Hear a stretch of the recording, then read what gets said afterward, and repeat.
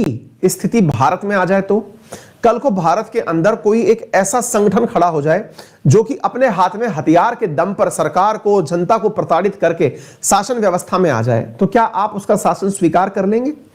विचार करिए साथियों, ये गांधी का भारत है, अहिंसावादी भारत है। अहिंसावादी भारत का मतलब ये कतई नहीं होता कि आप किसी की हिंसा आप इसलिए स्वीकार कर रहे हैं कि ना साहब मैं तो अहिंसावादी हूं। जी नहीं, अहिंसा केवल उसी व्यक्ति पर शोभा देती है। याद रखिएगा, गांधी जी को बहुत बार मिस इंटरप्रिटेट किया गया है इस बारे में कि गांधी जी ने हमेशा लोगों से यह कहा कि अगर कोई आपके एक थप्पड़ मार रहा है तो अपना दूसरा गाल आगे कर दो। जी नहीं, गांधी जी ने यह नहीं कहा। आप कहेंगे सर आप गांधी जी की बात को गलत सिद्ध कर रहे हो। जी हां, गांधी जी ने जो कहा उसको आप गलत तरीके से ले रहे हो। गांधी जी ने तो बहुत शानदार बात कही थी। गांधी जी ने कहा था कि यदि कोई एक गाल के थप्पड़ मार रहा है उसके आगे दूसरा गाल कर दो, लेकिन तब जब आप खुद ताकतवर हो। दोबारा से सुनना, यह लाइन अक्सर अधूरी कही गई।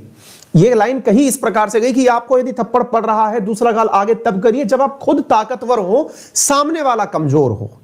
फिर आप पूछेंगे कि ताकतवर थप्पड़ खाए? जी हां, क्योंकि ताकतवर थप्पड़ खा रहा है, यह सामने वाले कमजोर व्यक्ति को भी पता है कि यार यदि यह पलट के मार दिया हमें तो हम मर जाएंगे। अब इसका जो भय है कि ये फिर भी मेरा सम्मान कर रहा है, थप्पड़ तब भी खा रहा है जबकि इसमें सामर्थ्य है, तो मुझे सुधर जाना चाहिए, कहीं ये गलती से उलट करके मार दिया तो मारा जाएगा। फिर आप पूछेंगे ऐसे में तो मार ही देना ज्यादा अच्छा है, फिर इंतजार क्यों करना, इतने समय तक क्यों वेट करना, देखा जाएगा जो होगा मार दो।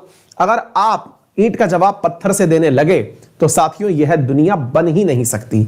एक भय का जो शासन है ना, गांधी जी का जो अहिंसावादी विश्वास है, वो असल में सामने वाले के अंदर यह समझ विकसित करना है कि जो आप कर रहे हो वो गलत है, लेकिन गलत का जवाब मैंने गलत से दे दिया तो शासन खत्म हो जाएंगे।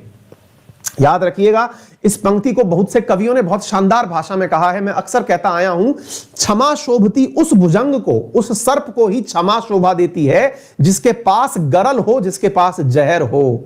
उसका क्या जो दंतहीन विषहीन सरल हो, अर्थात क्षमा शोभती उस भुजंग को जिसके पास गरल हो, उसका क्या जो दंतहीन विषहीन सरल हो। अर्थात गांधी जी ने इस लाइन को कहा कि यदि आप कमजोर हैं और फिर पिट रहे हैं तो यह आपकी कायरता का नमूना है। कमजोर व्यक्ति पिट नहीं सकता, उसे जवाब देना चाहिए, यह तो उसका अधिकार है। यानी अहिंसा केवल उसी व्यक्ति पर शोभा देती है जो मजबूत होता है। ठीक है ना? तो हमने एक ऐसा हिंदुस्तान बनाया। आप पूछेंगे मैं इस बात को क्यों जोड़ के समझा रहा हूं, ताकि आपके मन में ना कई बार आपको व्हाट्सएप यूनिवर्सिटी के माध्यम से ऐसा ज्ञान भेज दिया जाता है जिससे आप खुद भारत विरोधी हो जाते हैं। आपके मन में लगता है कि यार हम तो बेकार ही थे, हमारे तो राष्ट्रवादी बेकार ही थे। आप में से कईयों को एक प्रकार का भाव पैदा कर दिया जाता है। गांधी जी के बारे में एक कहावत है, मतलब अक्सर आप लोग पढ़ते हैं तो ये कहते हैं कि गांधी जी ने लाठी ले तो रखी थी लेकिन अंग्रेजों से हमेशा जो है अंग्रेज हमको कूटते रहे, मुट्ठी भर अंग्रेज हमारे ऊपर शासन करते रहे।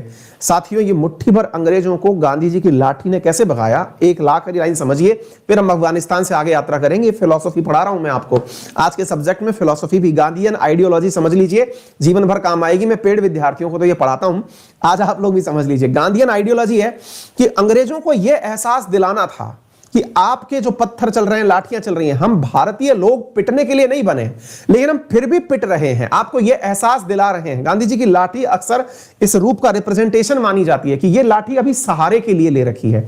यदि यह लाठी उठ गई, हिंदुस्तान में इतने लोग हैं कि यदि वो मारने लगे ना तो यहां पर अंग्रेज नाम का व्यक्ति तो छोड़िए, नस्ल तक खत्म हो जाएगी।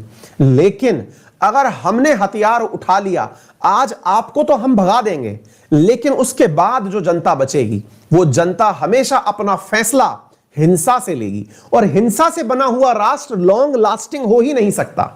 अगर कोई देश अपने आप को हिंसा से स्थापित करता है तो वो हमेशा के लिए बच ही नहीं सकता। विश्वास करिए, आप विश्वास इस प्रकार से करके देखिए, अगर हमने अंग्रेजों को भगाया होता, अंग्रेजों को भगाने के बाद में अगर हम अपने यहां पर बैठ करके इंतजार कर रहे होते, डंडे से उनको भगा दिया, तो विश्वास करके यह सोचिए आज देश के अंदर हालात क्या होते। आज देश में हर वर्ग, हर व्यक्ति अपने हाथ में हथियार लिए खड़ा होता।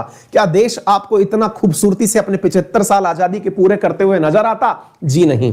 क्यों? क्योंकि भारत में तो तरह तरह की मांग उठी है। अभी चाहे किसान आंदोलन की मांग देख लो, कभी आरक्षण की मांग देख लो, कभी किसी राज्य की मांग देख लो, हर व्यक्ति अपने हाथ में हथियार लिए घूम रहा होता। फिर क्या करते आप?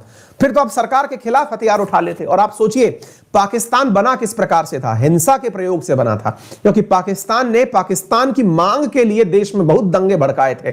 आज आप खुद पाकिस्तान को देख लीजिए और हिंदुस्तान को देख लीजिए, तो हिंसा का रास्ता जो है ना वो दिखता आसान है, अपनाया भी बहुत आसानी से जाता है कि हमारे करने से एक्शन हो जाएगा। नहीं साथियों, आप भविष्य नहीं देख रहे हैं। अगर हिंसा से आप पाकिस्तान बनता हुआ देख रहे हैं तो पाकिस्तान में आज तक लोकतंत्र सर्वाइव ही नहीं कर पाया है। हमेशा वहां तख्तापलट होता है या फिर कठपुतली सरकार बनती है, सरकारों के फैसले नहीं आ पाते। हो सकता है कि आप गांधीयन आइडियोलॉजी को समझ ना पाए, लेकिन जितना ज्यादा गांधी को पढ़ेंगे आप, जितना समझने की कोशिश करेंगे। आज भारत तालिबान को एक्सेप्ट करने में क्या जा रहा है, हमारे घर से क्या खर्च हो रहा है, हम कर लेंगे, चलो ठीक है, हो गया भाई।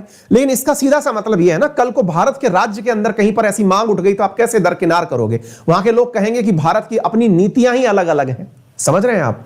और दुनिया भी अब कहीं ना कहीं इस आइडियोलॉजी को समझने लगी है। यही कारण है कि दुनिया भर के अंदर जहां जहां बड़े समझदार लोग रह रहे हैं या फिर अपने आप को पढ़ा लिखा कहने वाले लोग हैं, आप सोचिए ना, ब्रिटेन जिसको गांधी जी ने अपनी एक लाठी से भगा दिया, उसने अपने यहां पर जाके गांधी जी का पुतला लगाया कि भाई इस व्यक्ति से सीखने का मैसेज मिलता है। हम दुनिया को हथियारों से डरा रहे थे, इंडिया वालों ने बिना हथियार के प्रयोग किए सबको पीछे छोड़ दिया। ये समझने वाली बात है। आज जापान जो कि एक समय पर इतना बड़ा हत्यारा देश रहा, जिसने इतने सारे लोगों के नरसंहार किए, आज एकदम शांति प्रिय देश हो गया। कैसे?